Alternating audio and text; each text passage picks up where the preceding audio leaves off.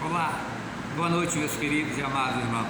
Nós voltamos nesse culto de domingo para a mensagem da palavra do nosso Deus, continuando a falar sobre a segunda vinda de Cristo, porém, evidentemente falando também do arrebatamento, que é o evento da igreja que antecede esta vinda do Senhor com a igreja.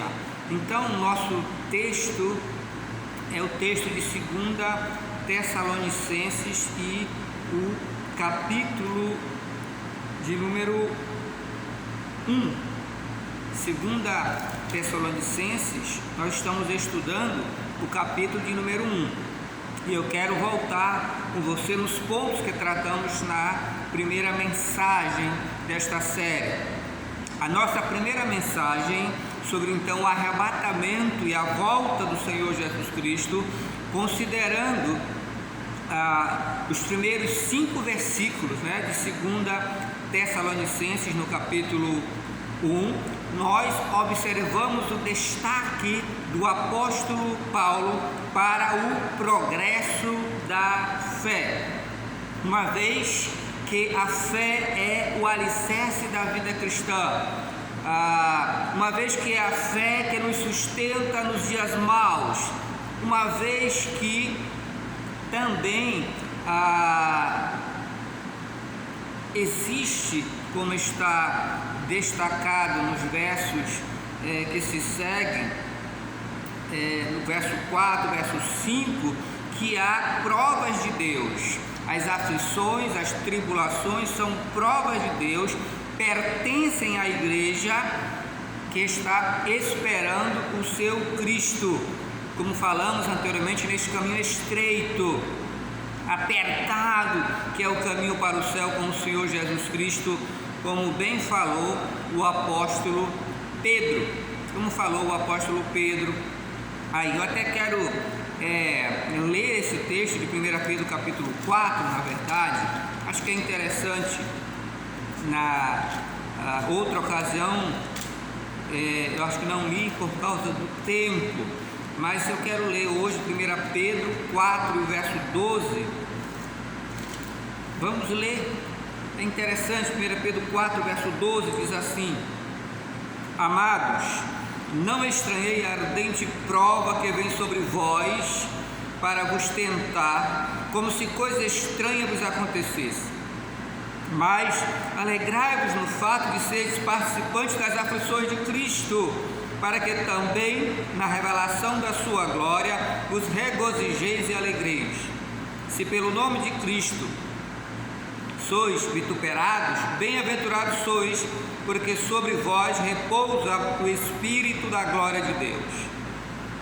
Que nenhum de vós padeça como homicida, ou ladrão, ou malfeitor, ou como que se intromete em negócios alheios. Verso 16: Mas se padece como cristão, não se envergonhe, antes glorifique a Deus nesta parte, porque já é tempo que começa o julgamento pela casa de Deus. E se primeiro começa por nós, qual será o fim daqueles desobedientes ao Evangelho de Deus? E se o justo apenas se salva, onde aparecerá o ímpio e o pecador? Portanto, também os que padecem segundo a vontade de Deus, encomende-lhe a sua alma como ao fiel Criador, fazendo o bem. Amém? Glória a Deus. São textos maravilhosos, versos especiais do apóstolo Pedro, reiterando aquilo que demos ênfase na primeira mensagem. As aflições de Cristo, não está acontecendo nada estranho, não devemos ficar preocupados. Aliás, o verso 13 diz: Mas alegrai-vos no fato de seres participantes das aflições de Cristo, para que também na revelação da sua glória vos regozijeis e alegreis. Que bênção! Não estranhe, antes se alegre, por participar das aflições de Cristo, você também vai participar da sua glória. E esta foi a ênfase em nossa primeira mensagem. É necessário o progresso da fé, porque ela é o alicerce da fé cristã, ela nos sustenta nos dias maus e elas são provas de Deus, porque as aflições pertencem à igreja que está esperando o Senhor Jesus Cristo. A nossa segunda mensagem hoje aqui será, ou vamos ocupar provavelmente dos versos 6 até o verso 10, se Deus assim permitir. A nossa segunda lição é o julgamento da impiedade no presente contínuo. Primeiro, o progresso da fé. Agora, a partir do verso 6, o julgamento da impiedade, julgamento da incredulidade. E é não somente no futuro, na segunda vinda de Cristo, mas é também no aqui e no agora. Por isso usamos a expressão no presente contínuo. Deus está sempre julgando, assim como Ele está abençoando seu povo, Ele está julgando, Ele está condenando aqueles que perseveram na sua incredulidade. Então, primeiro, dentro desta ênfase, o julgamento divino, ele opera sobre os santos para bênção. Sim, veja aí no versículo número 6 do nosso texto, de 2 Tessalonicenses, capítulo 1, veja o verso de número 6, diz: se de fato é justo diante de Deus que dê em paga tribulação aos que vos atribulam. Aliás, volte no versículo 5, né? Primeiro, prova clara do justo juízo de Deus, para que sejais ávidos por dignos do reino de Deus, pelo qual também padeceis. Prova clara do justo juízo de Deus. Versículo 5, 2 Tessalonicenses 1 e o verso de número 5. O julgamento divino, ele opera sobre os santos para a sua bênção. Esse é o nosso primeiro destaque. Como Paulo já havia enfatizado, nós já tratamos disso no versículo de número 4 aí do nosso texto, as perseguições e as aflições, elas estavam sobre a igreja de Tessalônica, como está hoje ainda sobre a igreja do Senhor Jesus Cristo. Aflições, lutas, perseguições, tribulações, adversidades em nosso tempo, em nossos dias também.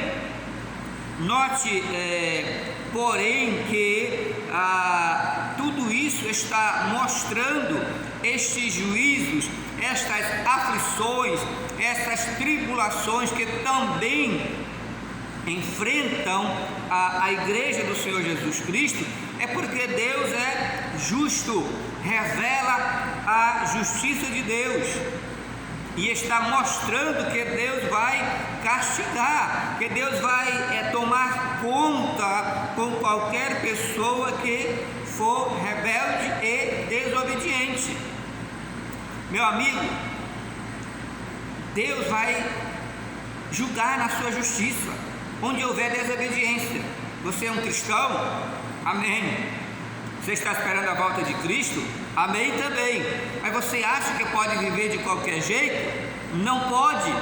Deus, em sua justiça, mesmo aqueles que foram já lavados pelo sangue dele, livres da condenação e até do poder ou do domínio do pecado, mas não estão isentos de Deus julgar, ajuizar quando nos tornamos rebeldes.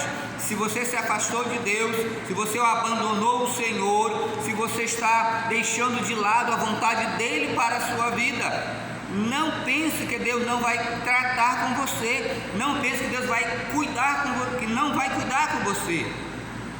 se você pertence a Ele, e então você vai precisar entrar no rol daqueles que serão chamados na última trombeta para o arrebatamento. E para isso Deus vai precisar tratar com você antes daquela hora, antes daquele momento, para que você esteja preparado para ouvir a trombeta e confirmar eficazmente que você pertence a Deus, que você pertence ao Senhor. Então, o julgamento de Deus que Ele opera sobre os santos é para a bênção dos santos.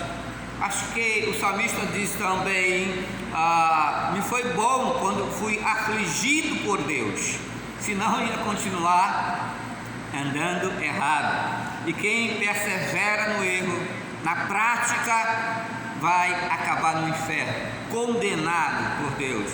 E também a Escritura diz que não é isso que Deus quer, que sejamos condenados com o mundo, mas Ele está nos salvando dele, e por isso Ele precisa agir e operar. Dentre estas ações está as aflições, as tribulações e as lutas que Deus opera para agir em nossa vida. Então, as perseguições e aflições estavam sobre a igreja, é verdade, mas isso mostra a justiça de Deus, que Ele vai tratar onde houver manifestação de afastamento da sua vontade ou rebeldia, mesmo aqueles que confessam o seu nome. Então, o cristão não tem imunidade. Dentro desse julgamento de Deus dos santos, o item número 1 é que o cristão não tem imunidade. Não tem imunidade. Aí o verso 6 que nós já lemos: é evidente de que, como salvos de Deus, não temos imunidade contra o pecado, se de fato é justo diante de Deus que dê em paga a tribulação os que vos atribulam, junto com o versículo 5, prova clara do justo juízo de Deus. Os crentes, os salvos, os cristãos, verdadeiramente, eles não têm imunidade contra o pecado. Quer dizer que não é porque eu entreguei a minha vida a Jesus, estou esperando o arrebatamento e voltar com Ele naquela manifestação na segunda vinda, que eu agora não peco mais. Que aceitar Cristo me imunizou de tal forma que o pecado não tem influência sobre a minha vida. Isto não é verdade.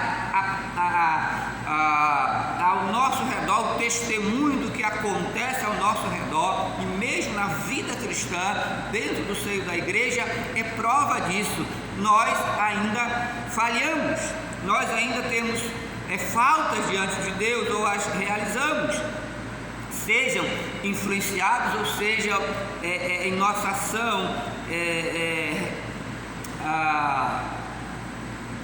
pessoalmente, agindo intencionalmente, na prática de pecados, de ações que vão contra a vontade de Deus, a vontade do Senhor. Então, por causa disso, uma vez que nós não temos imunidade contra o pecado, nós estamos sujeitos à influência do pecado. E ainda que, como diz Romanos 8 e o verso de número 17, que nós fomos feitos servos da justiça. Romanos 8,17 diz assim: e se nós somos filhos, somos logo herdeiros, também herdeiros de Deus e co-herdeiros de Cristo, se é certo que com Ele padecemos, para que também com Ele sejamos glorificados. Veja como Paulo coloca aqui: mesmo que nós tenhamos sido libertados daquele domínio do pecado em nossa vida, do seu poder sobre nós, de tal maneira que nós sejamos seus escravos, seu escravo, ainda que nós já fomos libertos em Cristo Jesus. E 8.1, nenhuma condenação há para aquele que está em Cristo Jesus. Note, se somos filhos de Deus, somos também herdeiros de Deus, co-herdeiros com Cristo. E a última parte: se é certo que com Ele padecemos, para que também com Ele sejamos glorificados. As aflições não foram removidas, as aflições não foram retiradas. nós ainda padecemos, nós sofremos há lutas, há tribulações, e parte delas também por causa de nossos atos, nossas ações contrárias à vontade do nosso Deus. É por isso mesmo estamos sujeitos ao julgamento em tempo por Deus, em Deus agir contra nós para nos corrigir. Esta é a ideia aqui que falo do julgamento, é nós sermos corrigidos por Deus, corrigidos pelo Senhor, que Ele está nos preparando, Ele está purificando, como diz Tito, no capítulo 2, nos versos de 11 a 14, Deus está preparando para si um povo zeloso e de boas obras. Eu sei que você conhece o texto, mas é interessante sempre ler para aqueles que ainda não tiveram contato com a Escritura. Tito 2, verso 11 diz assim: porque a graça de Deus se há manifestado, trazendo salvação a todos os homens, ensinando-nos que, renunciando à impiedade e às concupiscências mundanas, vivamos neste presente século sóbria, justa e piamente, aguardando a bem-aventurada esperança e o aparecimento da glória do grande Deus e nosso Senhor Jesus Cristo. Veja o verso 14: o qual se deu a si mesmo por nós para remir de toda iniquidade e purificar para si um povo seu, especial, zeloso e de boas obras. Estamos sujeitos sim a Deus a nos disciplinar, nos corrigir, porque Ele está preparando e Ele está purificando para si um povo zeloso, um povo especial, um povo de boas obras, como diz Tito 2,14, porque Ele vai apresentar, diz aí Efésios capítulo 5 e o verso 27, se você voltar, Efésios 5 e 27, diz que Deus vai apresentar a si mesmo a sua igreja. E como Ele vai apresentá-la? Como Deus quer tomar a sua igreja no arrebatamento? E como esta igreja se apresentará diante dele? Como cada um de nós, em nossa individualidade, enquanto esperamos o Senhor, estamos nos preparando? Veja, Efésios capítulo 5, acho que apenas o verso de número 27, penso que é suficiente, diz assim: para apresentar a si mesmo uma igreja gloriosa, uma igreja sem mácula, uma igreja sem ruga, nem coisa semelhante, mas uma igreja santa e irrepreensível.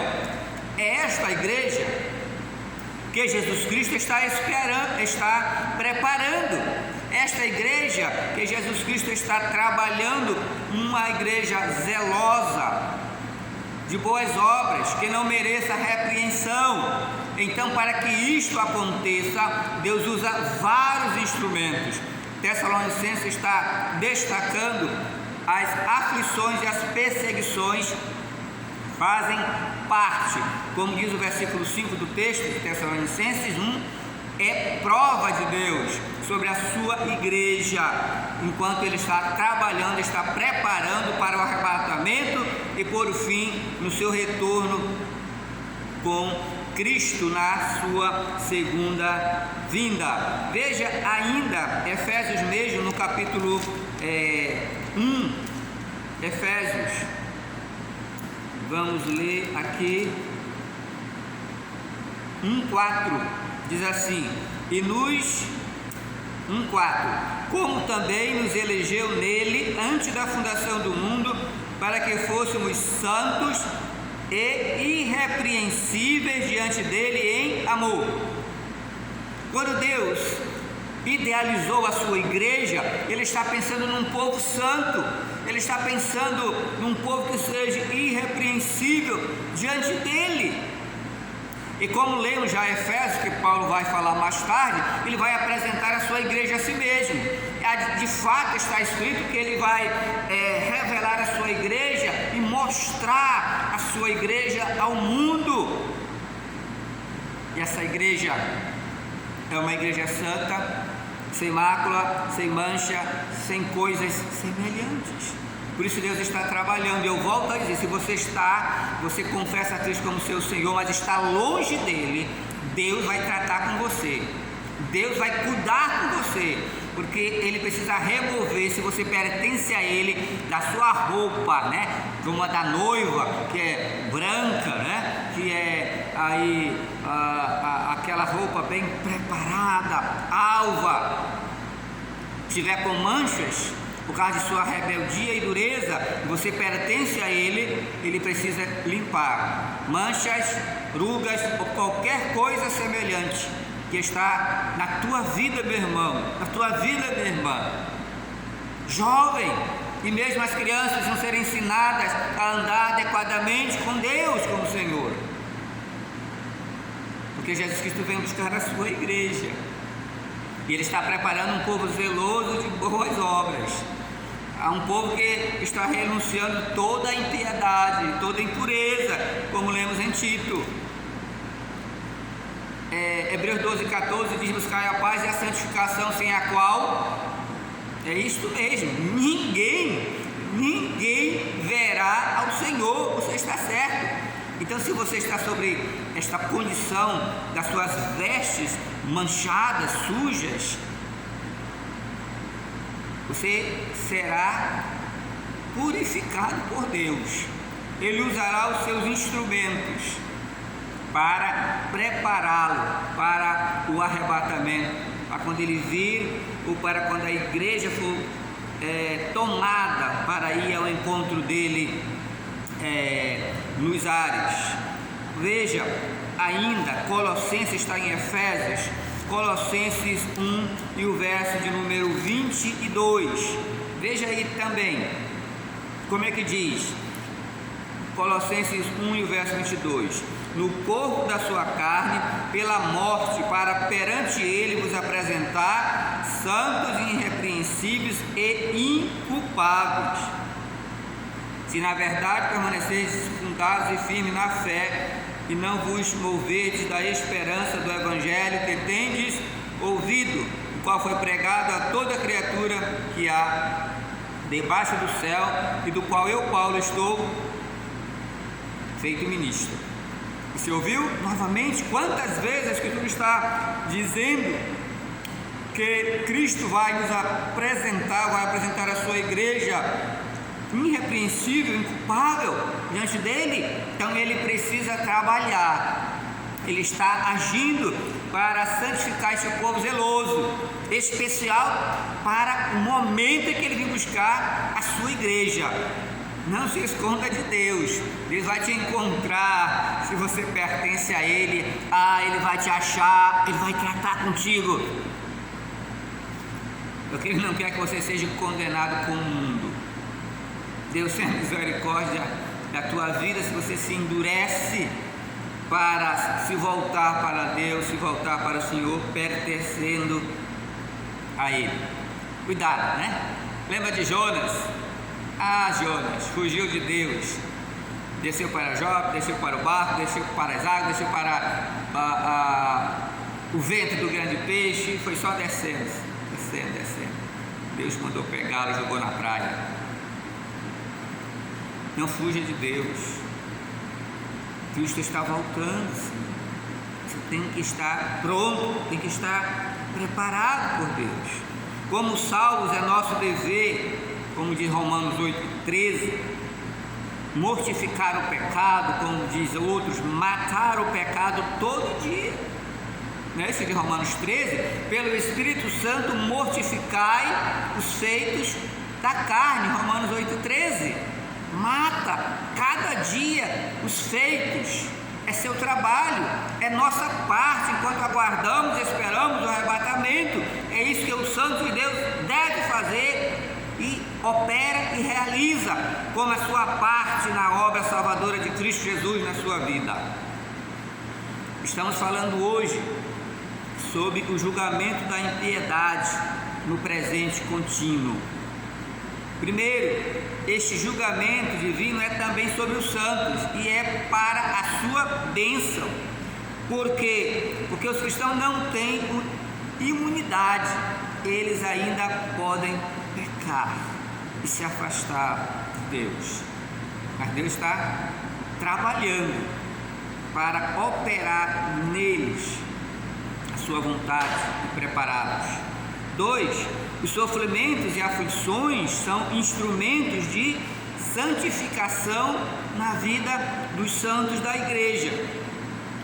Quanto às aflições e atribulações, como nós já tratamos, nós não estamos imunes, como já dissemos.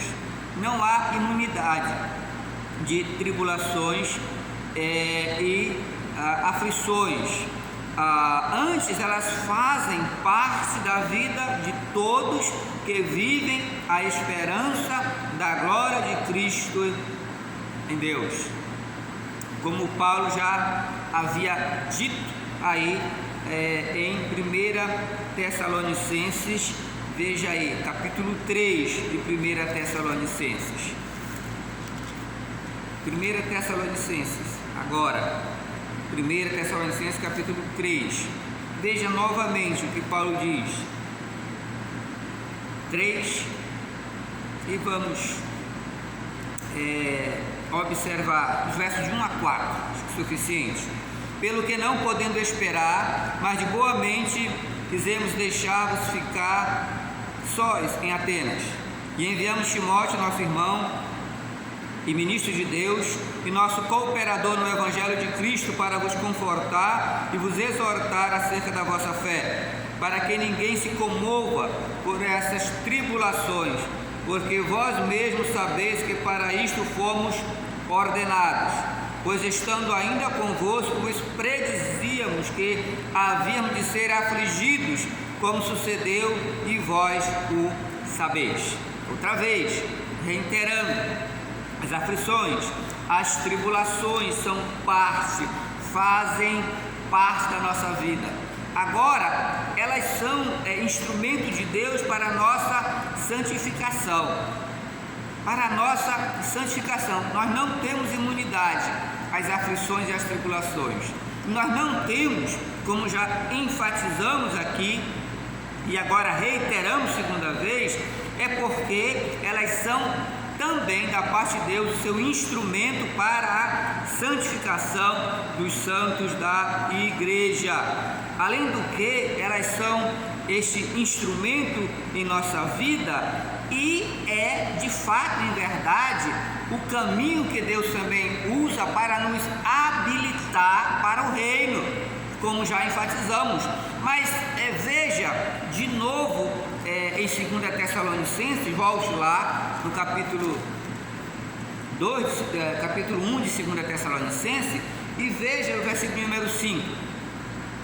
Prova clara do justo juízo de Deus, para que sejais ávidos por dignos do reino de Deus, pelo qual também padeceis. Ávidos, diz aqui na minha tradução, talvez a sua tradução vai dizer, para que sejais considerados dignos do reino de Deus, pelo qual também padeceis. Olha, é o que estou querendo enfatizar agora. Estas aflições da nossa vida, essas tribulações que estão sobre nós, fazem parte, prova clara do justo juízo de Deus, para que sejais, diz aí na tradução, ávidos do reino de Deus, ou como diz nesta outra tradução, sejais considerados dignos do reino de Deus, pelo qual você está padecendo. Note o propósito de Deus, para que você seja considerado digno do reino de Deus. Você está sendo preparado, meu irmão, pelo Senhor. As tribulações, as aflições, elas estão trabalhando na sua vida para que revele que você tem a dignidade de tomar parte no reino de Deus, para mostrar, para revelar que você está honrando ao seu Cristo. Em outro lugar diz, completando o resto das aflições do Senhor Jesus Cristo. Não quer dizer que você está pagando pelos seus pecados, já foi pago completamente na cruz. mas está dizendo que você estaria participando do sofrimento do Evangelho, do sofrimento do nosso Cristo, das perseguições que Ele mesmo sofreu nesta obra da salvação. E esta participação, esta aflição sobre nós, de fato está nos tornando dignos, está revelando, está mostrando que nós temos parte, que nós estamos honrando a Deus, que para nós esse sofrer pelo nosso Cristo não é algo triste. Está escrito também que os profetas do passado sofreram. Está escrito no relato do Atos dos Apóstolos que os discípulos se alegraram por ter sido considerados dignos de padecer por Cristo. Então essas aflições, as provações, elas vão autenticando a sua dignidade de participar no reino de Deus, no reino do Senhor Jesus Cristo. Sejam as doenças, as pandemias, as enfermidades que estão em nosso tempo, isto é apenas o princípio de dores, como diz a Escritura, há lutas de toda a natureza que nós enfrentamos aqui, sociais, econômicas, perseguições internas, externas. Não se preocupe com isto, não pense que está acontecendo alguma coisa extraordinária na sua vida. Pense que Deus está preparando você, lhe tornando digno de participar no seu reino, de ouvir a trombeta tocando para lhe tomar para a glória futura. Agora, se você confessa a Ele, afastou-se, Deus irá atrás de você. Verdade. Se você pertence a Ele, Deus te perseguirá. Neste sentido, porque Ele está purificando e Ele está preparando o seu povo. Nós não estamos imunes ao pecado, então Ele precisa tratar quando ele acontece em nossa vida. Nós devemos nos esforçar no zelo para não tropeçarmos ou cairmos, mas se isto acontecer, Deus virá. Filhinhos, não pequei, mas se pecar, você tem um advogado. É verdade, Jesus Cristo justo. Mas Ele virá até nós, Ele irá nos corrigir, Ele irá operar sobre nós, porque sem santificação ninguém vai ver ao Senhor. Você vai confirmar que pertence ao Senhor, conforme Deus está trabalhando na santificação da sua vida, meu querido. Efésios 4:1 também diz que devemos viver segundo a nossa vocação. Rogo-vos, pois eu, preso do Senhor, que andeis como é digno da vossa vocação, como que fostes chamados, a que fostes chamados. Ele faz elenca algumas ações e práticas que devem compor esta vida, mas nossa ênfase é como você é preso do Senhor, salvo por Ele, está em Cristo Jesus, ande de um modo digno desta vocação celestial para o qual você foi chamado. Então Deus vem buscar a sua igreja, é verdade, mas Ele está santificando um povo para Ele, Ele está preparando um povo para Ele, zeloso, de boas obras, sem manchas, sem rugas ou coisa semelhante. E então Ele está usando seus instrumentos educativos, da palavra, instruindo através das sagradas escrituras, agindo através do Espírito Santo, nos incomodando em nosso coração quando falhamos ou quando nossa mente pensa naquilo que está contrário ao propósito de Deus. Às vezes Ele estará nos disciplinando desta forma, eu digo negativa, positivamente. Ele nos educa pelo ensino, pela instrução, pela orientação, ação do Espírito, mas também Ele nos disciplina negativamente, quando Ele vem até nós, Ele nos castiga, Ele traz julgamento em nossas faltas e falhas, porque está escrito, Ele não quer que nós venhamos a nos perder com este mundo. Graças a Deus, Foi-me bom quando eu fui afligido, senão eu ia continuar dando errado, disse o salmista.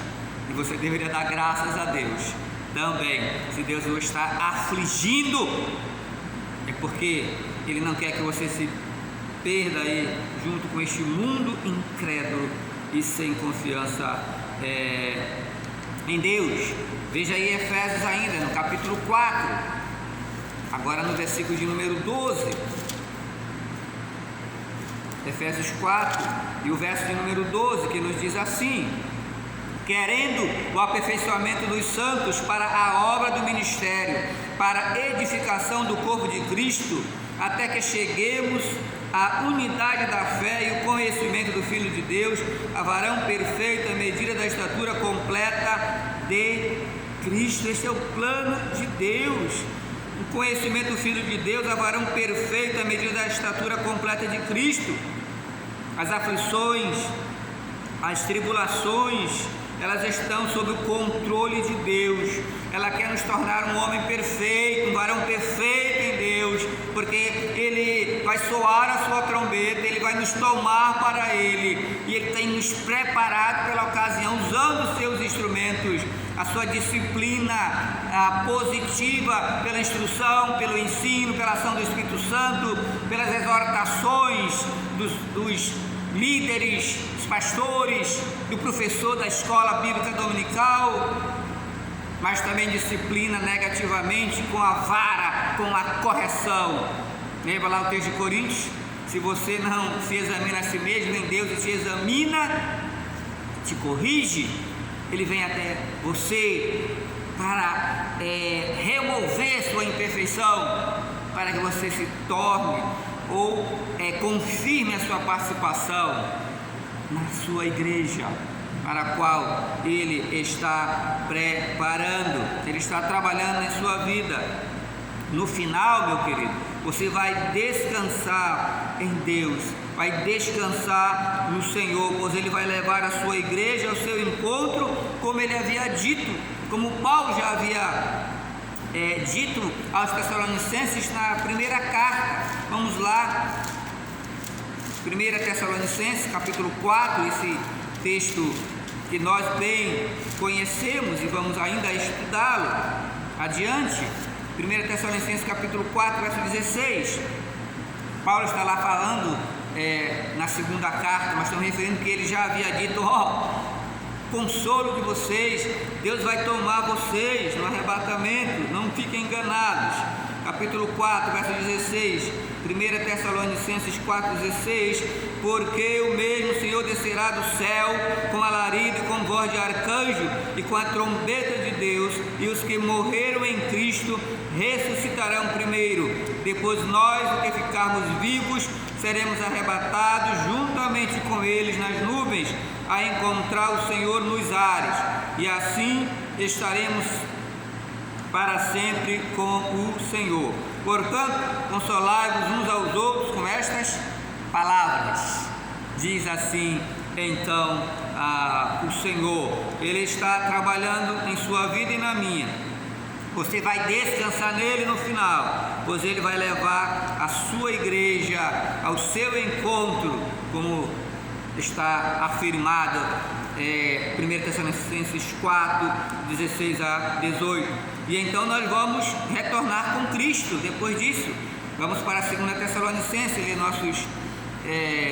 o outro verso aqui, 2 Tessalonicenses capítulo 1,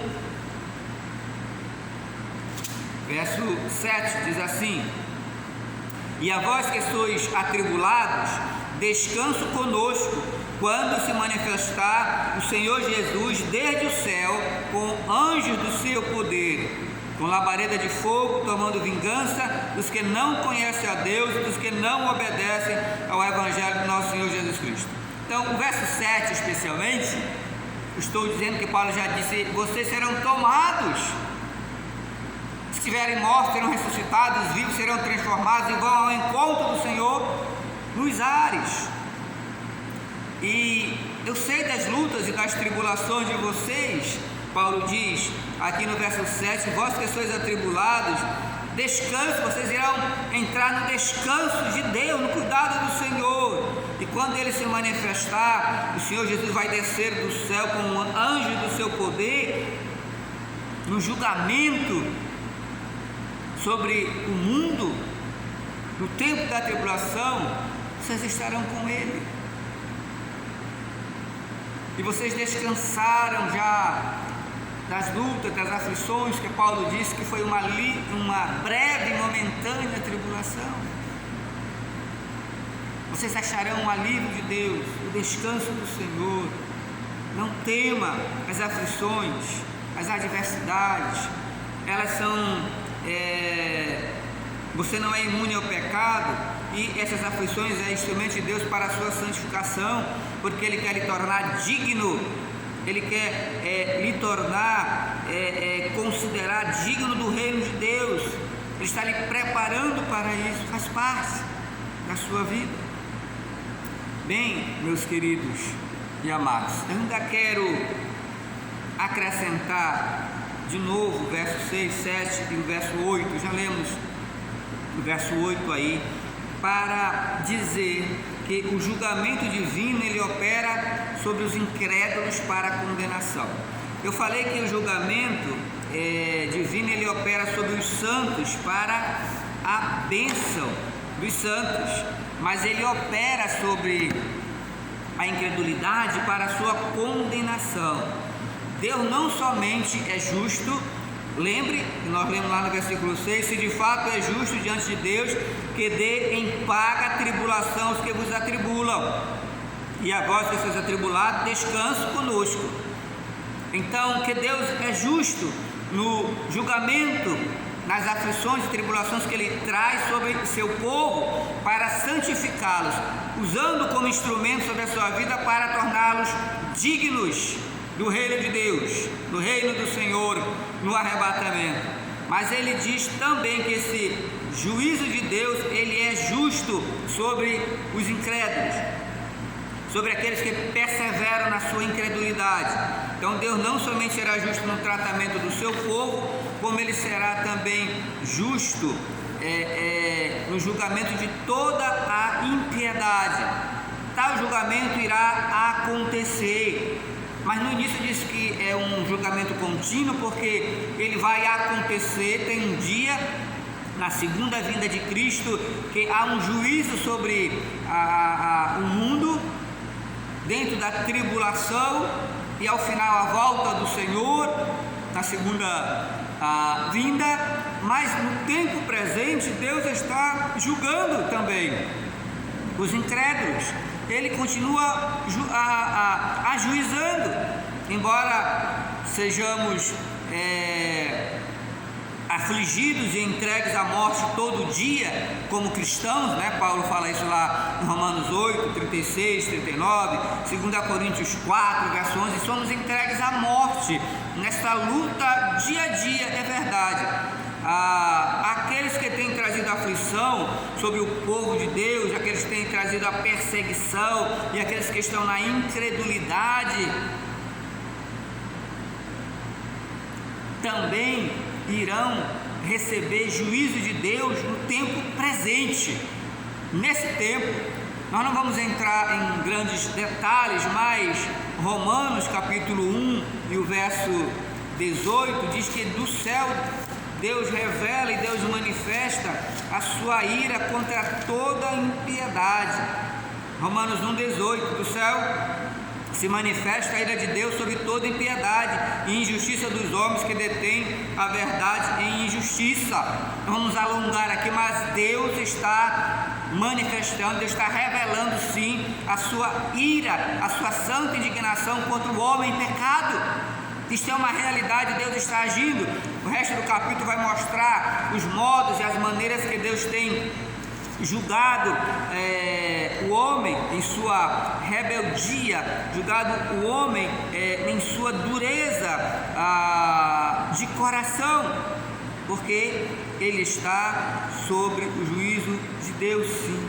Judas no capítulo 5 também falando da impiedade, do julgamento. Deus está julgando, sim. Deus julgou no passado, ele disse, nos dias de Sodoma, Gomorra, o juízo de Deus caiu, é verdade, no dilúvio houve julgamento, Há um dia, segundo a vinda de Cristo, tempo da tribulação, juízo e julgamento de Deus de sua volta, é a verdade, mas o tempo contínuo de Deus presente, Deus continua julgando, condenando, trazendo juízo sobre os homens que perseveram na sua dureza de coração contra o Senhor, contra o nosso Deus.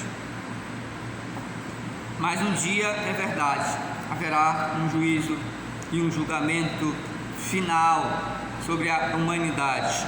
Eu quero terminar lendo Apocalipse 16. Continuaremos a estudar o tema, então não precisamos correr tanto. Mas vamos ler Apocalipse 16, o verso de número 15, diz assim: Eis que veio como ladrão, bem-aventurado aquele que vigia e guarda as suas vestes, para que não ande nu e não se vejam as suas vergonhas. E os congregaram no lugar que em hebreu se chama Armagedon. E o sétimo anjo derramou a sua taça no ar, e saiu grande voz do templo do céu, do trono, dizendo: Está feito.